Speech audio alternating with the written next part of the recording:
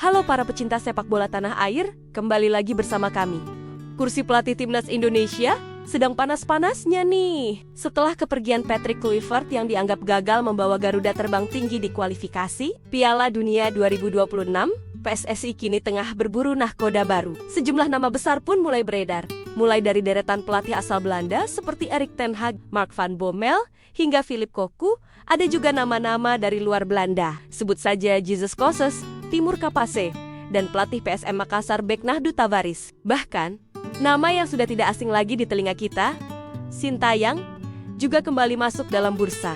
Di tengah riuhnya rumor ini, sebuah unggahan dari kepala pemandu bakat timnas Indonesia, sang legenda Simon Tahamata, sukses mencuri perhatian publik. Beliau mengunggah foto momen akrab berpelukan dengan mantan pelatih top asal Belanda, Frank de Boer. Sontak, unggahan ini langsung memicu spekulasi liar. Apakah ini sebuah kode keras bahwa De Boer adalah kandidat kuat pelatih baru timnas Indonesia? Kalau kita telusuri lebih dalam, hubungan antara Frank de Boer dan petinggi PSSI ternyata bukan hal baru.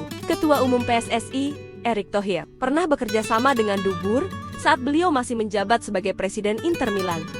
Kala itu, De Boer ditunjuk untuk menggantikan Roberto Mancini di awal musim 2016 ke 2017. Dengan CV mentereng sebagai peraih 4 gelar Liga Belanda berturut-turut bersama Ajax Amsterdam, ekspektasi terhadap De Boer saat itu sangatlah tinggi.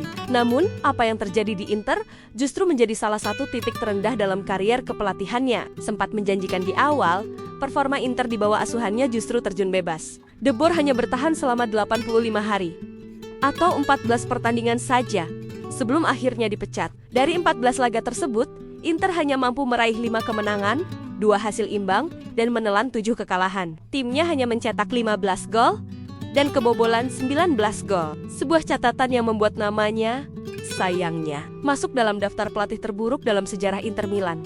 Tentu ini jadi pertanyaan besar. Kenapa seorang pelatih dengan rekor fantastis di Ajax bisa gagal total di Italia? Banyak analis menyebut gaya bermainnya yang kaku dan kurang adaptif dengan kultur Serie A menjadi penyebab utamanya. De Boer mencoba menerapkan filosofi penguasaan bola ala Ajax, namun gagal mendapatkan dukungan penuh dari skuad yang ada. Setelah petualangannya yang singkat di Italia, karier De Boer memang seperti roller coaster. Ia sempat melatih Crystal Palace di Liga Inggris, tapi dipecat hanya setelah 77 hari dan 4 pertandingan tanpa mencetak 1 gol pun. Kemudian, ia mencoba peruntungan di MLS bersama Atlanta United, di mana ia berhasil meraih 2 trofi yaitu US Open Cup dan Champions Cup. Pengalaman internasionalnya yang paling relevan tentu saat menukangi timnas Belanda dari September 2020 hingga Juni tahun 2021.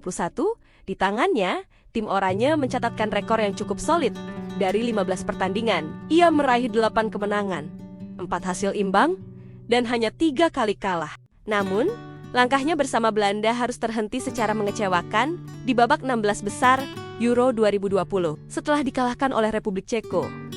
Nah, kembali ke konteks timnas Indonesia. Jika benar Frank de Boer menjadi kandidat, kita harus melihatnya dari 2 sisi. Di satu sisi, pengalamannya melatih klub besar seperti Ajax dan Inter, serta menangani tim nasional sekelas Belanda, tentu tidak bisa dipandang sebelah mata. Ia punya filosofi permainan yang jelas dan terstruktur. Kedekatannya dengan Erick Thohir juga bisa menjadi jembatan komunikasi yang baik antara pelatih dan federasi, sebuah hal yang krusial untuk kesuksesan sebuah tim nasional. Apalagi, Simon Tahamata yang notabene adalah pencari bakat utama kita, sepertinya memberikan restu lewat unggahan fotonya. Namun di sisi lain, kita juga tidak boleh menutup mata pada rekor kegagalannya di Inter dan Crystal Palace. Hal ini menunjukkan bahwa De Boer mungkin memerlukan lingkungan dan tipe pemain yang sangat spesifik agar filosofinya bisa berjalan. Apakah karakter pemain timnas Indonesia saat ini, yang banyak diisi oleh pemain naturalisasi keturunan Belanda, cocok dengan gaya kepelatihannya? Ini adalah pertanyaan kunci yang harus dijawab PSSI. Merekrut pelatih adalah investasi besar yang menyangkut masa depan sepak bola kita. Kita tidak hanya butuh nama besar, tapi juga seorang juru taktik yang mampu beradaptasi, memahami kultur sepak bola Indonesia, dan memiliki visi jangka panjang untuk membangun pondasi yang kuat bagi skuad Garuda.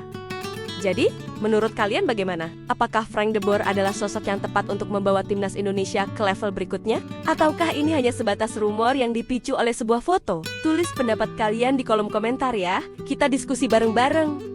Terima kasih sudah menonton sampai akhir. Jangan lupa untuk like, komen, dan subscribe channel ini agar tidak ketinggalan informasi menarik seputar sepak bola tanah air. Sampai jumpa di video selanjutnya.